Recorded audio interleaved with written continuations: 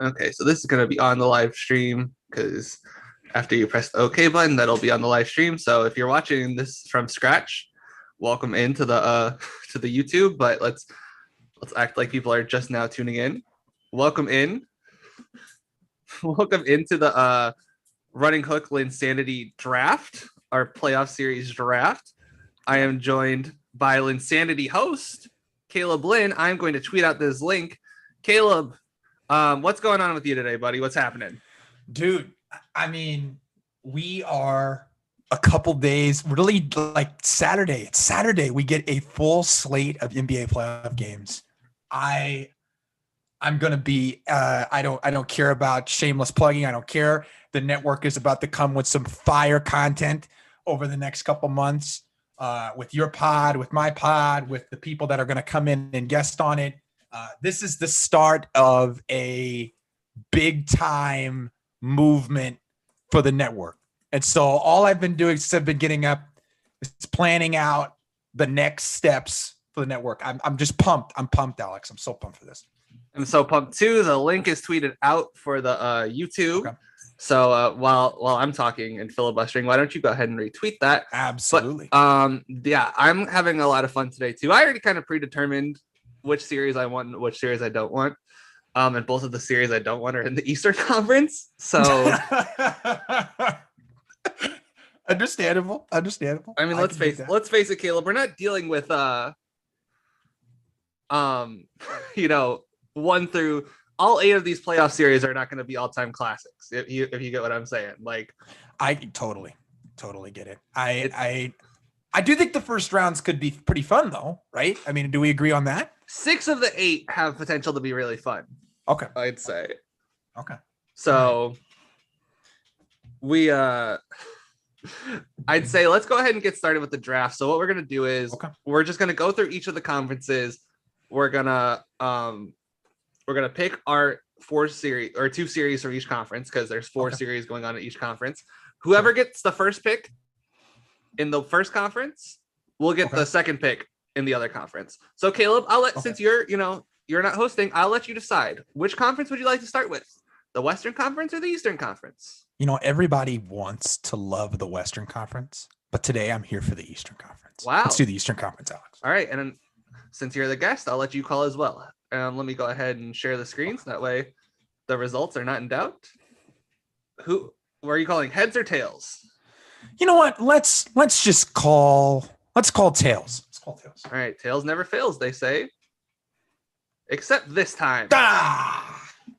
So this will be interesting. So I'll have the second pick in the Western Conference. I'll have the first pick in the Eastern Conference. I really wish we did this the other way around, but this is I suppose I could blame myself really for the directions this is going so far. Eastern Conference. You know what? For the good of the network. Because I feel like with the roster you have on Linsanity, I feel like the series, I'll be selfless here. I feel like the series I want to go with would be better on Linsanity. So I will go with New York, Atlanta with my first pick. Wow. I mean, let's face it, you're going to pick my first pick, but I mean, it's 2 reasons, right? This is a perfect power hour series.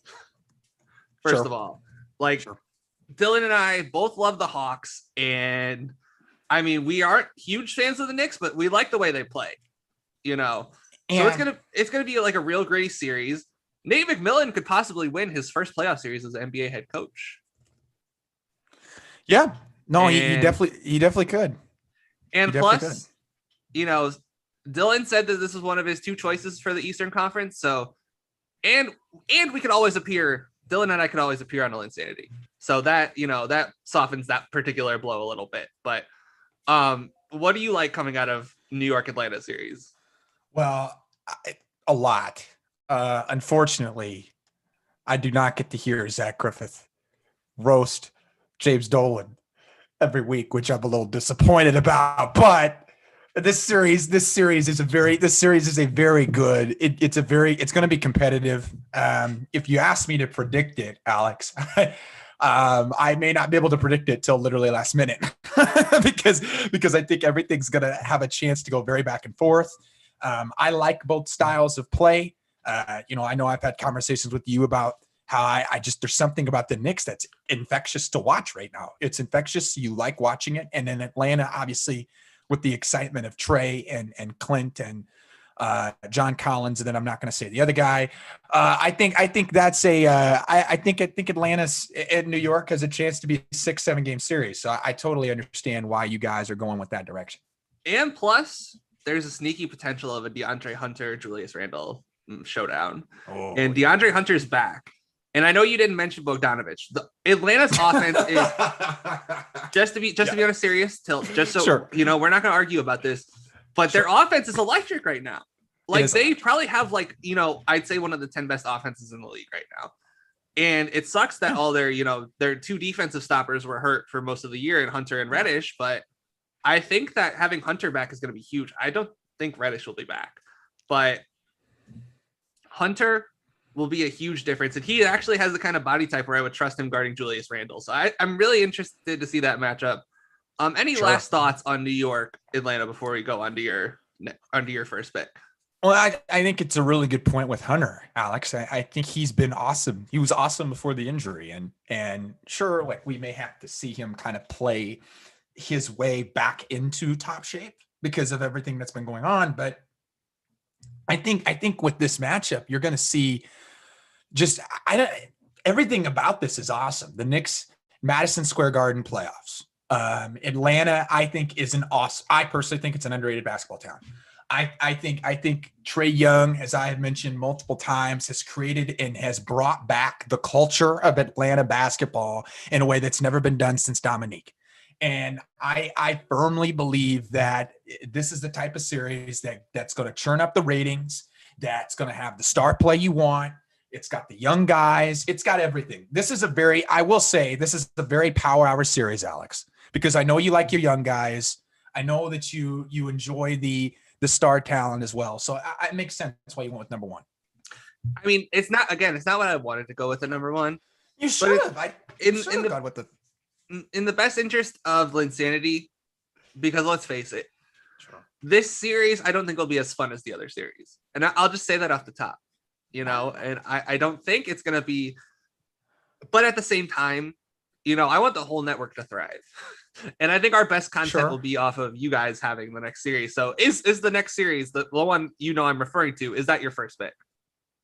Well, I believe I hope it's the series. I hope it's the series that we are referring to. I personally think are you talking to Heat and the Bucks? Is that what you're talking about? That's exactly what I was talking about. Yeah, I think given my, the sources that I have, the intel that I have from certain people, this might be the wise decision for our network. I like this series for multiple reasons. Obviously, Zach's been ready to clock Bryce on the Bucks Heat for a while.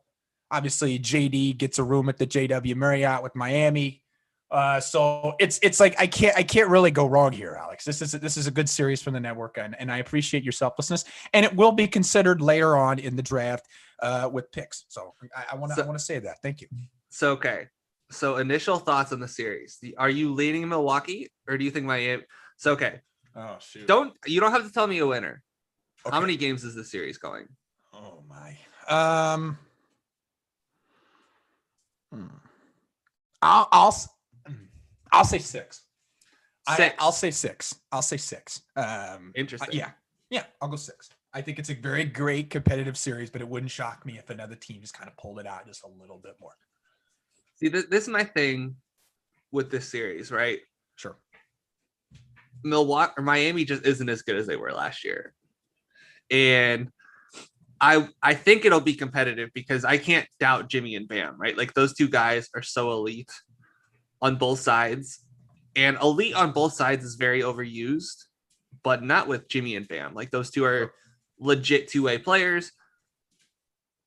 And I do think the main intrigue of this series to me is to see if Milwaukee can exercise the demons. right? Sure. Exercise the Miami demon, because last year they got humiliated by Miami. Obviously, there was a lot going on in the bubble, right? Like Jacob Blake happened, and like not too far outside of Milwaukee. That was a huge distraction. I mean, not distraction, but you get where I'm coming from, where it's just Sure. like your mind doesn't always stick with basketball in a situation like that. So Sure. I think that I understand the what happened in that series. That was very understandable to me. I want to see it again though, and I want to see if Bud doesn't change his habits, he's getting the sack. To quote Caleb. Wow. Oh yeah. Wow, Alex. I think there's a decent. Oh, if they lose in the first round, he's out for sure. I mean, this team should be in the title. Like they should be, winning a championship this year. I'm not saying they will, but if you're Milwaukee's owners and general manager group, you have to think that we should win the championship this year. Yeah. And it's not looking like that entirely. So I'll be interested to see. But I mean, it's okay. What's the toughest matchup for? Like, what's the matchup, like individual one-on-one matchup you're most looking forward to? Because this is going to be the least Drew Holiday we get in this whole playoffs, I would say. In this series. Well, this is going to sound really lame, Alex, but it's the truth. I'm really ready for Bam to just annihilate the Bucks. Like, I'm just ready for whatever they throw at center, because if they don't throw Giannis at the center, I just feel like Bam is going it's going nuts. I don't see a world to which he doesn't play at this fill the blank level, because I just don't see how Milwaukee has any answers.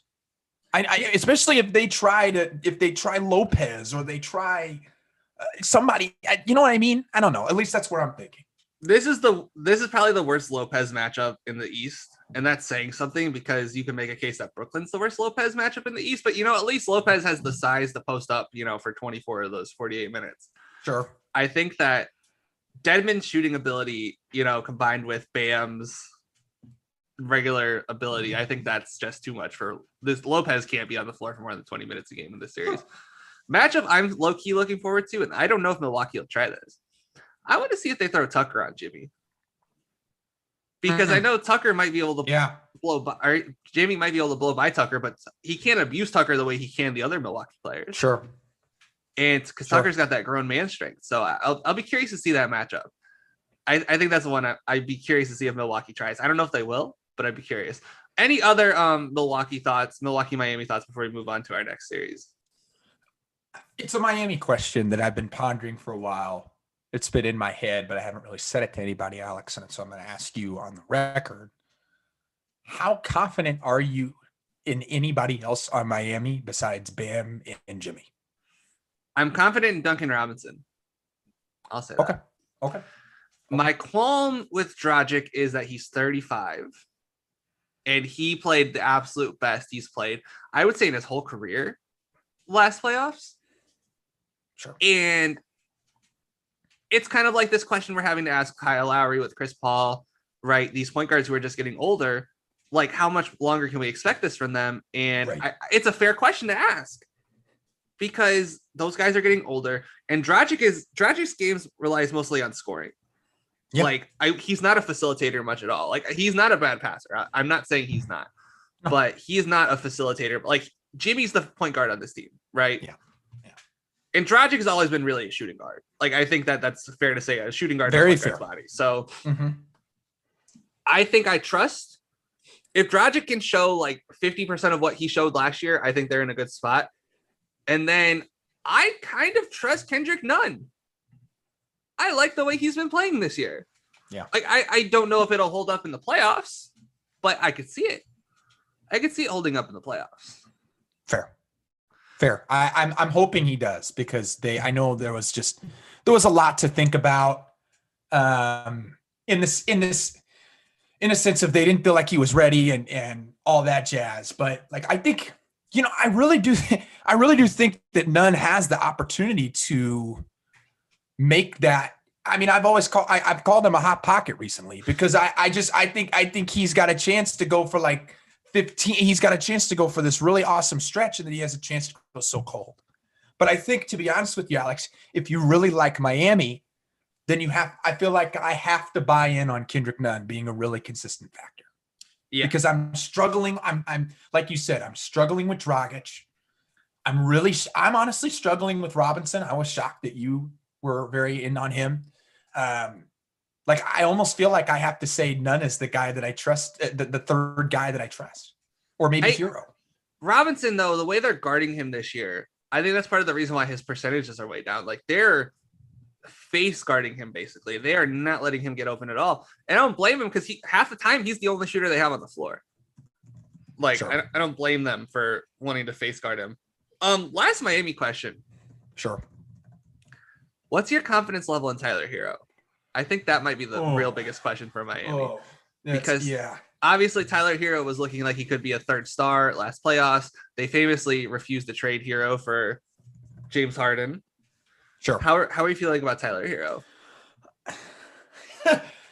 I'm not as harsh as what it seems like the organization is. Like, OMG, the dude's in this music video, and since the music video, I'm not like that.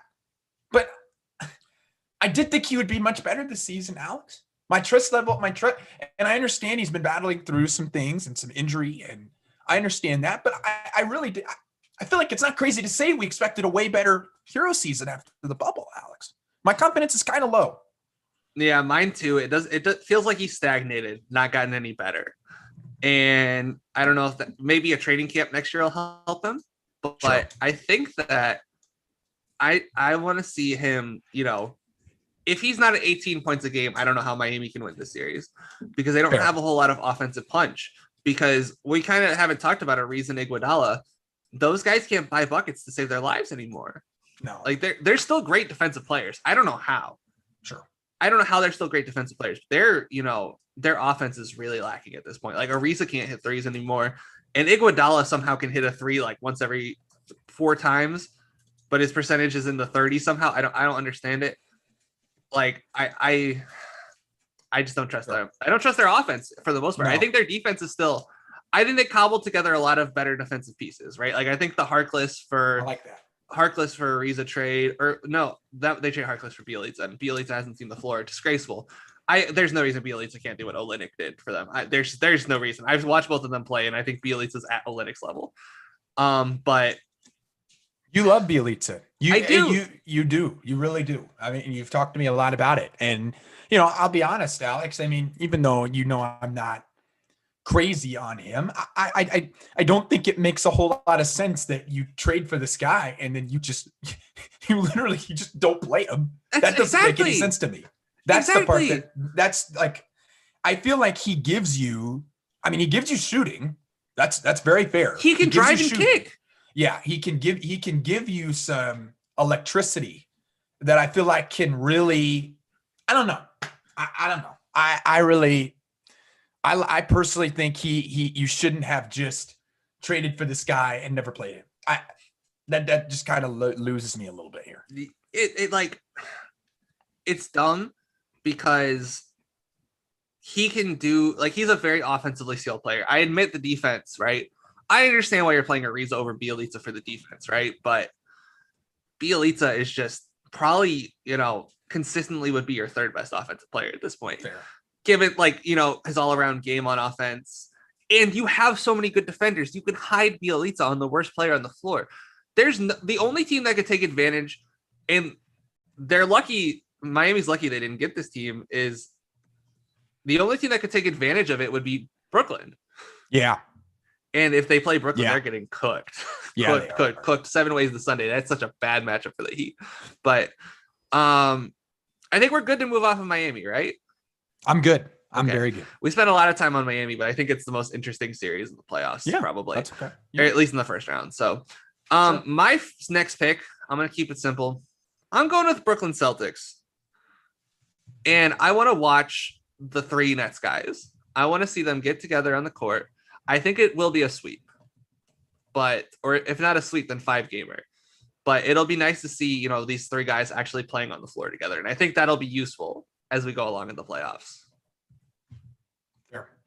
Fair. I mean, I think I'll be honest. I was low key thinking you might have gone with the Embiid Westbrook duel, but I definitely because I was looking forward to seeing those three just because I mean, obviously, yeah, I will be watching them. I'll be watching this series regardless. But it's like James, Kevin, and Kyrie in their first playoff series. I don't care. I don't really care who they play against. I don't care. It's must watch television all the way around. These guys are gonna. I mean, what, Alex? Is it possible that all three of these guys could average 30 in this series? Is that a real thing? I mean, that's pretty nuts to think. But oh my gosh. 30, that's impossible, damn near. It's really hard to get three guys averaging 20, even in this era. Like, do you think they do it? I would say all three of them will average 20, and I would guess two of them will be over 25. Because here's the thing, right? It's going to be 1 versus 3 out there. And I don't know how much I'd like Boston's odds, even if Jaylen Brown was healthy. But if the games are like 130, like if the Nets are winning by like 20 after 3, there's going to be a lot of games where those guys don't see the fourth quarter. I would say. I would guess 2 of the 4 games, those guys won't see the fourth quarter. So yeah, I think that's my perspective on the situation. But I don't think there's a whole lot to preview in this series because Tatum's going to go off. They're going to need everything they can get from Kemba and Fournier. I don't know how much, Fournier's been really picking it up since, like for the last month, but in Kemba, I think he can be there, but I don't think that that'll be enough to beat the Nets. I think the Nets just have more firepower than the Celtics. Sure. Yeah. I think the Nets have more firepower. I trust the Nets depth. I know this is sounding weird, but I trust Nash.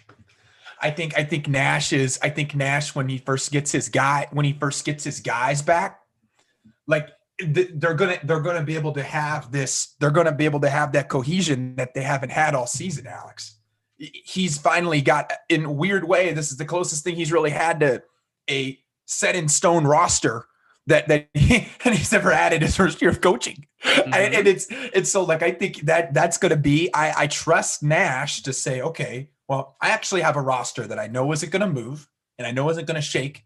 Let's just, let's go with this and let's roll with this. I'm really excited for Nash in his first playoff series. And I would not shock me if we say that Nash comes out of this series looking like the better coach over Stevens. It wouldn't shock me. That's not fair to like Stevens is one of the best defensive coaches in the NBA.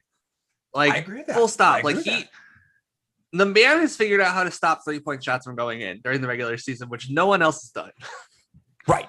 Like, we have to give him credit for that because no one else has figured out how to stop the 3 other than Brad Stevens. Yet, sure, this team, like, they're going to be relying a lot on Aaron Nesmith. They're going to be relying a lot on Peyton Pritchard, and I think Romeo will see some minutes too.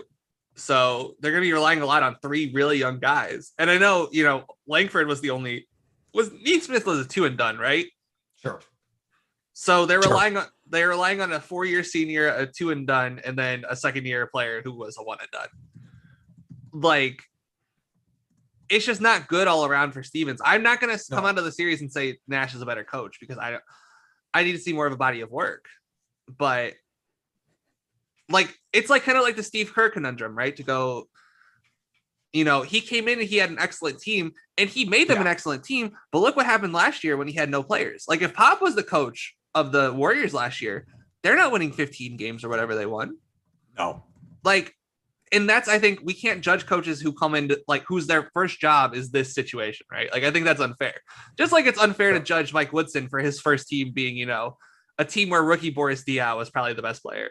Yeah. So, yeah, I think that, there's levels to it, right? But I think that Nash, I'm not going to come out of the series and say Stevens is a better coach than Nash. I just can't do that myself. I'm okay. I'm just, or Nash is a better coach than Stevens. Excuse me. I guess it just wouldn't shock me, Alex. I didn't say I'm going to say that. I'm just saying it wouldn't shock me. Like, I think Nash, we just haven't seen Nash with the full roster. Like, we don't know what he's going to be able to implement or what he's going to do if rotation wise, because everything's been on the fly. And this is the first time where it feels like he's got a little bit of clarity on the big three and how much they can go and who else is behind him. And I mean, I personally I definitely would take Stevens over Nash, but it just wouldn't shock me if we come out of this like, wow, Steve, wow. Like I don't know. It wouldn't shock me. It would not shock me. That's fair. That's fair. That's the one thing we forgot about though when we talked about the Miami-Milwaukee series.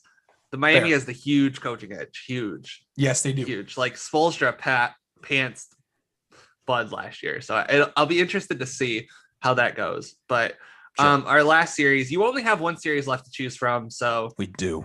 How are we feeling about Washington Philly? That's definitely a 4-gamer, right? Like as much as we like how the guards in Washington have played, Philly's just too big. Yeah, they are. When I looked at this series, Philly's too big. Philly. Alex, I think you could argue this might be the biggest coaching differential. Doc and Brooks. Okay. I mean, I think Doc has a huge coaching edge. I think he has a huge depth edge. I seriously do not think that Alex Len starting for 15 minutes a game has any shot on Embiid. I know I've talked to you a little bit about this just through casual conversation is I'm really excited to see what Doc does with Ben Simmons.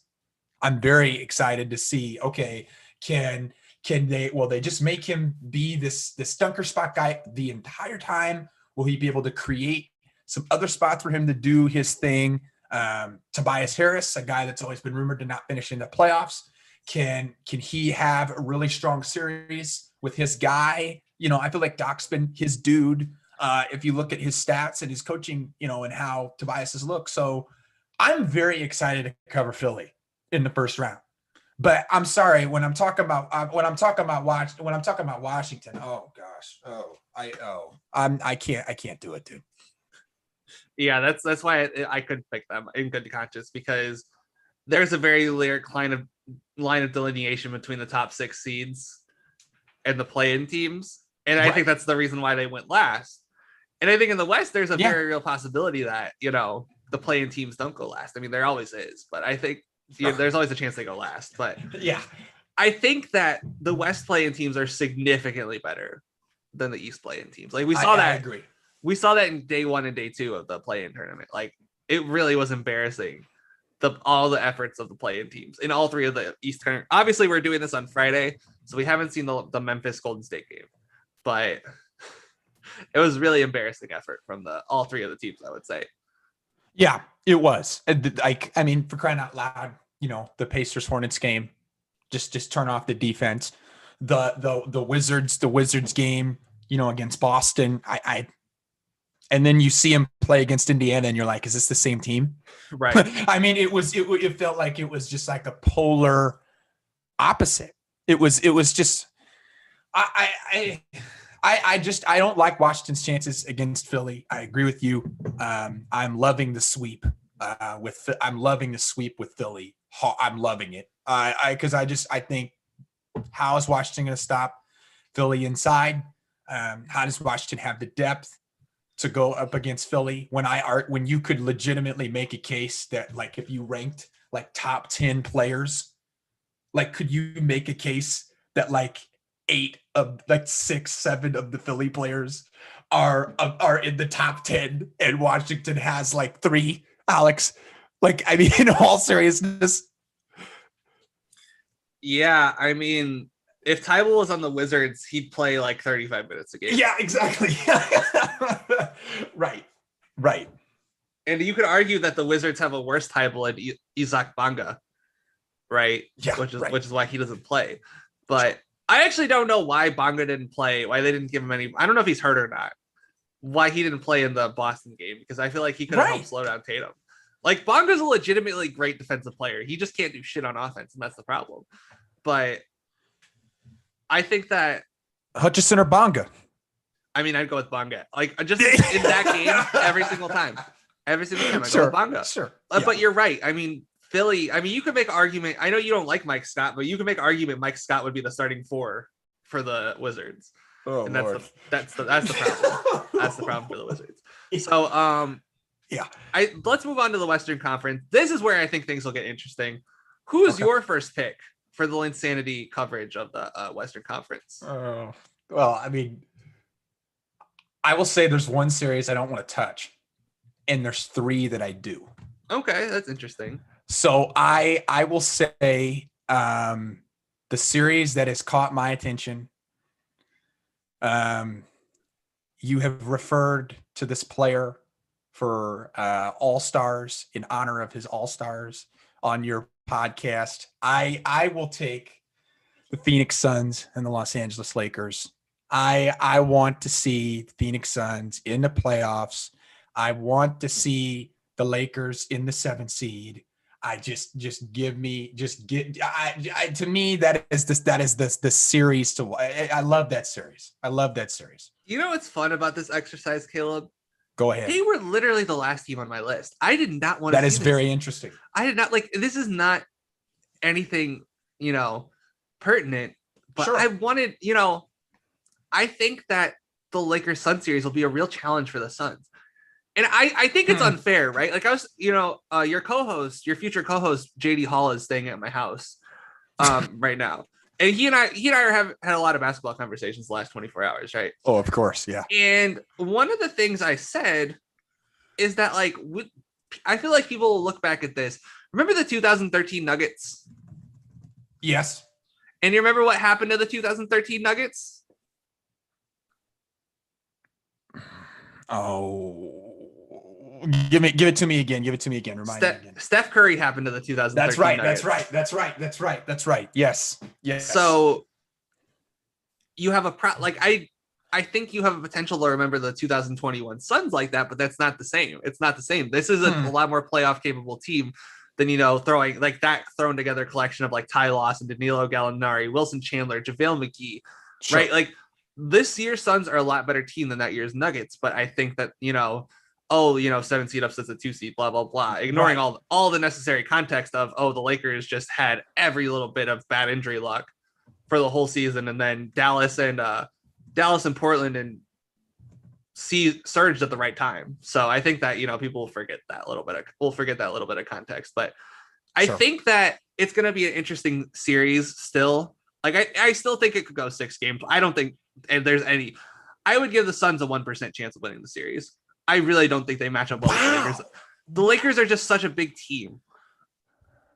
Like that's the advantage they have, right?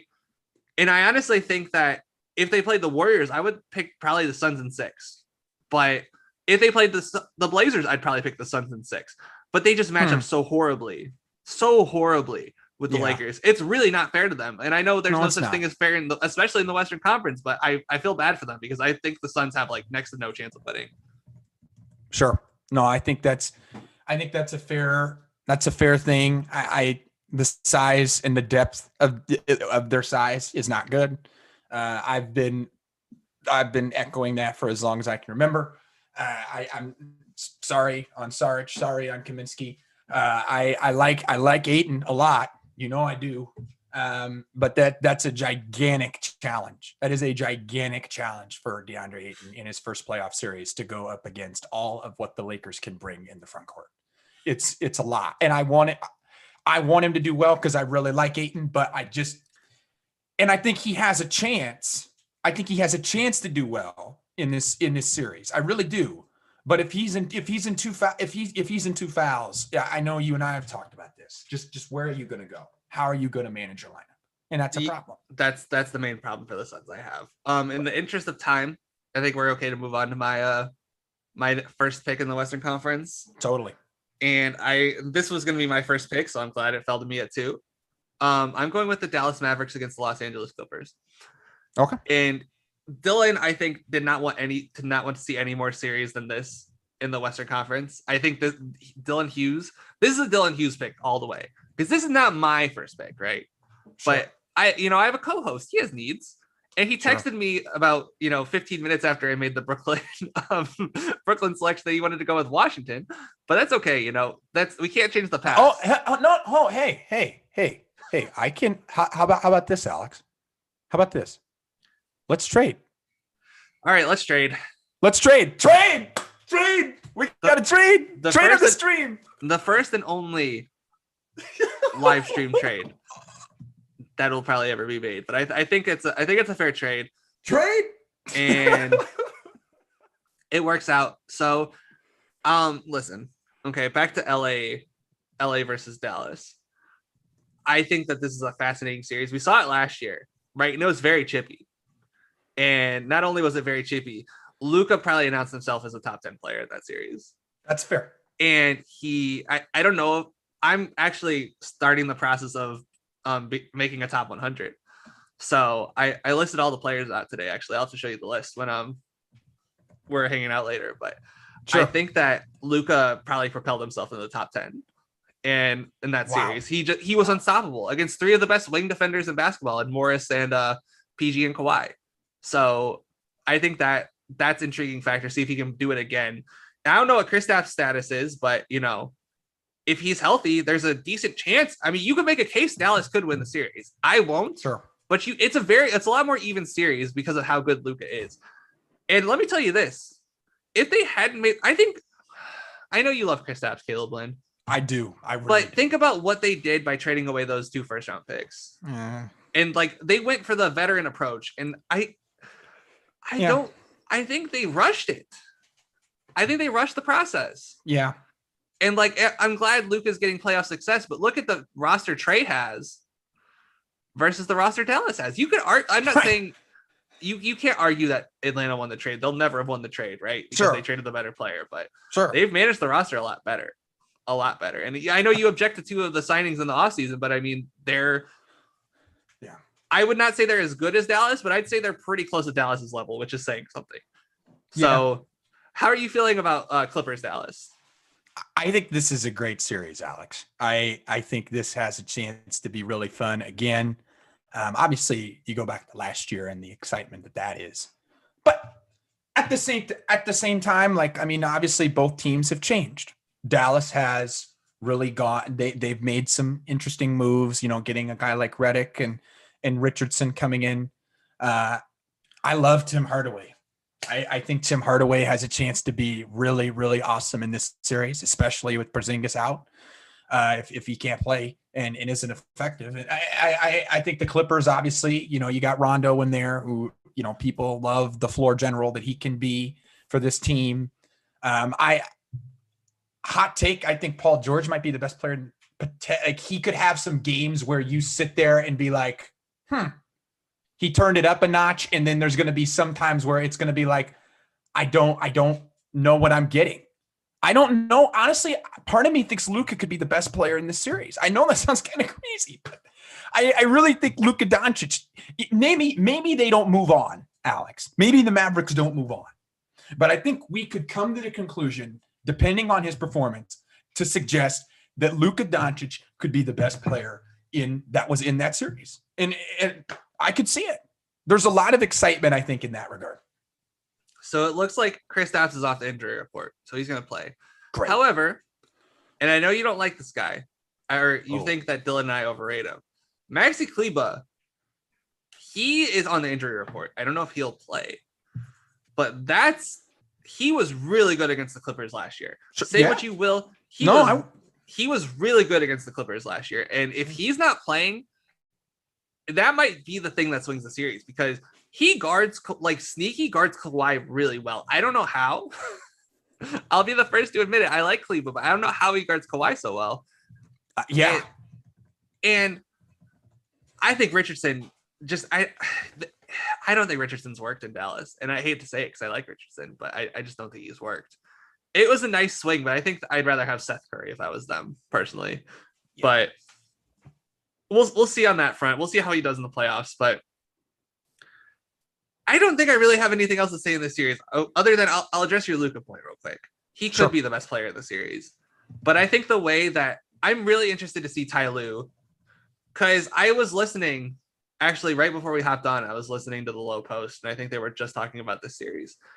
And they said Ty doesn't handle the defensive assignments to the playoffs. And then he comes up with some crazy stuff, right? Like, think about remember that year in Cleveland, 2017, they were like the 15th ranked defense in the NBA. and then they just torch their way through the Eastern Conference on defense. Yeah. Like we could see us very similar. I know that me saying Ty Lue is a good coach is somehow an unpopular opinion. I think that he could come up with something to maybe take Luka out of the game. I don't know if he will, but he could. I'd like to. Okay, Caleb.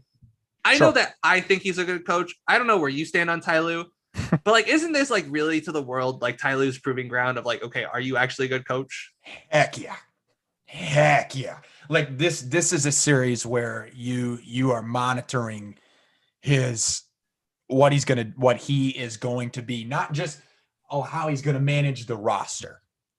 What is he going to give? What kind of game plan is he going to give?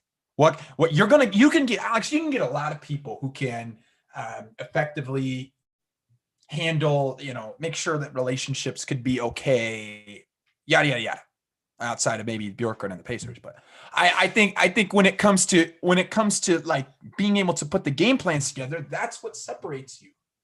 And that's what separates you from being this decent or low-ranking coach to being a great coach. And for me, that's why I really like Doc, because I thought Doc was awesome, but they did not. And I feel like this is a series that Ty Lue has to say, this is why I'm better than Doc Rivers.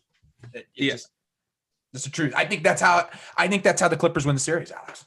Yeah. I don't think Ty Lue's going to have the referendum until the conference finals, because I think they're going to make the conference finals, because I think they're going to beat Utah pretty easily, honestly. Fair. Like, I don't think Utah has the defensive horses to stick with, especially since Kawhi and PG shoot so much from outside. That mitigates your Rudy Gobert advantage. And then you have Rondo, take advantage of the second unit. Like, Gobert can't play 40 minutes a game. I just think that Utah series would be rough if they played Utah. There's a chance they might not, but I think we're good on LA, Dallas. What's your final team for this? My final draft? This is one heavily consulted by the people that are on my podcast. And this one was shockingly available to me, and I did not see it coming. I am taking the Portland Trailblazers and the Denver Nuggets. I am taking that series because I think that series is you want to talk about fun and exciting. All right. Dame, Luka, Bryce being completely wrong on Cantor. This has a chance to be for real popular on the Linsanity podcast. This was executed and thought out by the people that I'm working with. The influence, that's the big influence for this one, Alex. This is why I wish I had the first pick in the Western Conference, because then I could have gotten that series with the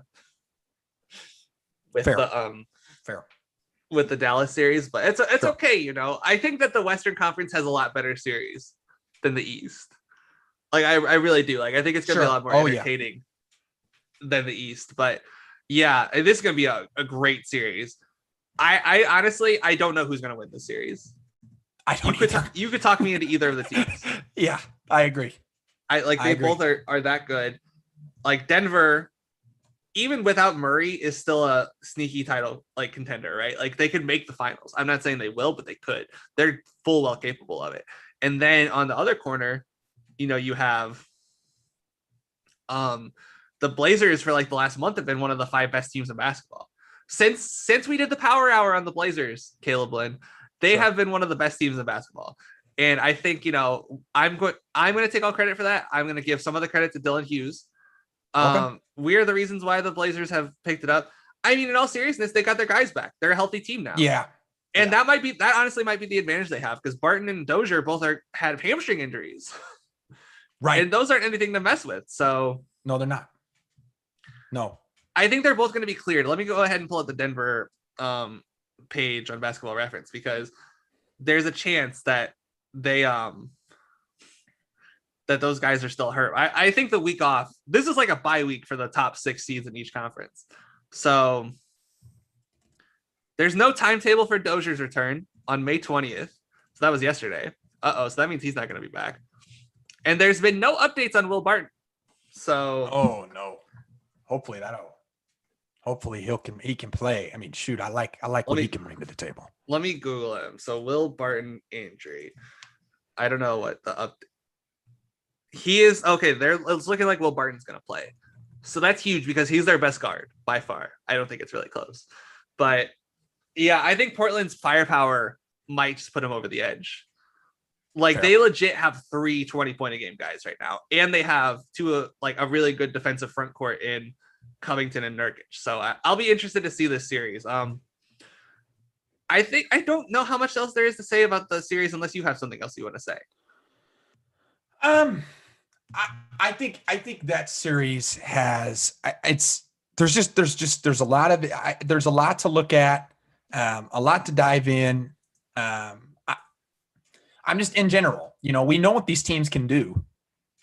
We know that we've seen it last year. We've seen it the last couple of years. So this to me is one of those series you just got to buckle up. You got to sit back. You got to stay up late, man. You got to get that 9:30, 10 o'clock time, Alex. And look, I'm always down for that. You know me. Oh yeah, you're a degenerate. I am. I'm sorry. This is when you say I'm sorry, but I'm not going to apologize for that. I think that MPJ could be a real X factor here. Yeah. Like he's really good. Like especially since Murray's been out, and it's only a 17 game sample, but he's at like 26 points a game on 56% from the field and like 49 from 3. Like He is an absolute scoring machine, and his defense. He was on the most improved finalists that the NBA put out yesterday, and he deserved it. Like that was honestly, I was really happy about that because he improved on both ends. He didn't just improve on offense; he's gotten a lot better on defense too. Oh yeah. I wouldn't say he should win. He should be second in my opinion. Fair. Like the amount he's improved is absolutely ridiculous. Like, and I know he's a lottery pick, but he was a late lottery pick.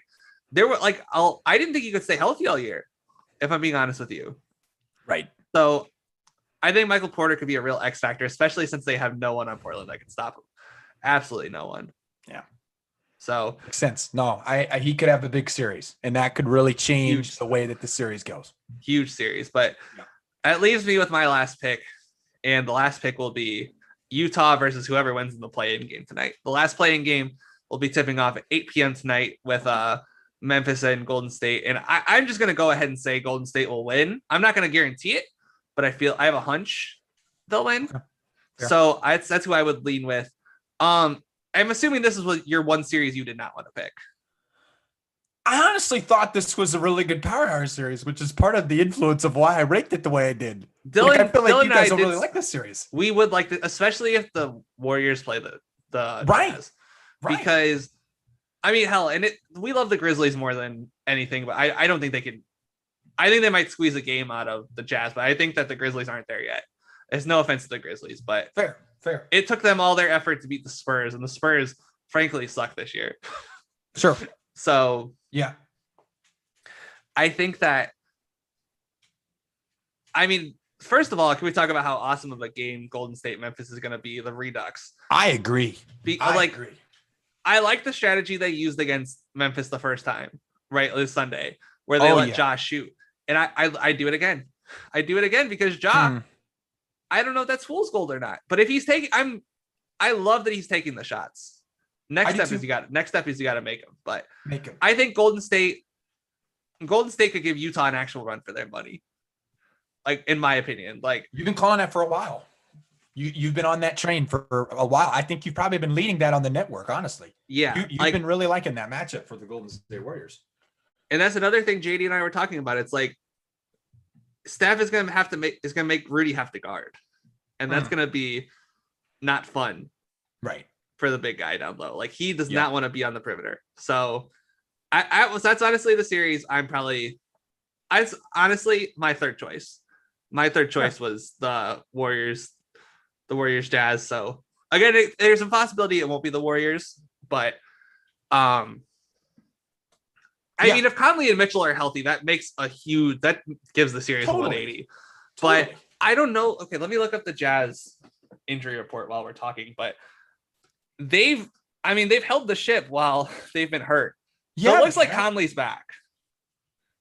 Well, that's If great. I had to guess, Mitchell will be back too because he's had like a month off at this point. Yeah. Yeah, he'll play. So they're gonna play. They're both gonna play. So Sure. that's gonna be an interesting matchup, even with those two guys healthy. Like Conley to me is a elite defensive player, but I mean he's never had an easy time with Steph. No. No one has an easy time with Steph. Absolutely not. Steph will be the best player in the series, and Draymond will be like the. You can make an argument that Draymond might be the third best player in the series behind Mitchell or Gobert, whichever of the Jazz you prefer. Yeah. So no, that's fair. I like this series because what I think it does, Alex, is if you obviously you're going to put Gobert out, you're going to make him work, right? Like you said, you're going to make him guard far out. I am feeling a massive Donovan Mitchell series. I'm just feeling something big. Like I don't know what it is, Alex. I can't explain it to you. I have it's just this thing. It's been on my mind. I just feel like Donovan Mitchell's gonna have a massive series. I think he has a chance. I know you've been liking the 6 or 7. Part of me really thinks that Jazz could get this in 5 and go gentleman's sweep. I think because there's something about that cohesion that I think will benefit them. It already has benefited them. I think it will benefit them in the playoffs even more. And because if you think about it, like I think the prime example of why they've had a great season is looking at this last stretch without Conley and Mitchell, because everybody pretty much stayed. Derek Favors was a part of those Jazz teams before he went to the Pelicans. Like these guys have been there. These guys have been around each other and they know what they're doing. And I think that is very difficult to stop. Not to mention when you're a number 1 seed in the West. And there's something about what Utah's doing. I really think Quinn Snyder could elevate his tier of coaching by the end of this series. That would not shock me one bit. I think he could come in and because like I know a lot of people like Kerr, but honestly, give me Snyder over Kerr right now. Oh yeah, give me Snyder over Kerr. Give me Snyder over Kerr. Like I think Snyder goes. I think Snyder's better than Kerr. I think Snyder has a chance, even just this series alone, to become a top 5 lock. That's an interesting take. I'm just saying. It's interesting. I think that. I mean, the way he's changed the style up from year to year, he deserves a lot of credit for. Yeah.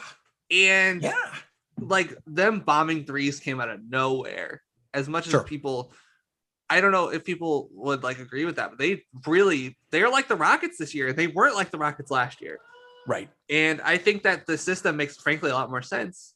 Yeah. I just, it's tough. I think that Steph is going to give them so much trouble. They don't have the guys to stop Steph. No. Now, maybe you throw Royce O'Neal on Steph, but I don't know if he has lateral quickness. You double Steph, but then you give Wiggins, Wiggins is at 38% from 3 this year. Poole's doing really well. He's only at like 35%, but Poole's been really good since he's gotten back from the G League. Toscano Anderson can knock down open threes, right? Bazemore is a little iffy. Bazemore wouldn't be playing if Clay was healthy, if I had to guess. Fair. But, or if he was playing, he'd be a lot more of a bit player than, the big role he has now. But sure. Caleb, I think we've touched all our bases. We went about an hour, which is a little longer than I was expecting, but not too much longer. Linsanity this week was really bomb, so make sure you check that out. Follow us at AlexBurr4 on Twitter, at CalebLin1 on Twitter. Yep. Bombard Caleb with all your complaints about his draft picks and all his logic and reasoning. Okay. He deserves all your scorn, all of it. Okay. Every single bit of scorn. Throw it Caleb Lin's way. Not mine. I don't deserve any of it. All my takes were perfect. All right. Okay. Caleb, they do call me Mr. Humility for a reason. Yeah, they do. In all seriousness, did you feel good about your draft? I guess we should probably tell the audience how we feel. Yeah. Let's do a recap. So let's go east by west. So my first pick was the Knicks versus the Hawks. Caleb's, and it's okay. My team is Knicks Hawks. I traded for Philly Washington. So, and then in the West, I had Dallas and the Clippers, and I had Utah versus the winner of this playing game. Caleb, introduce your team. Introduce it. I went with my first pick in the Eastern Conference was Bucks Heat.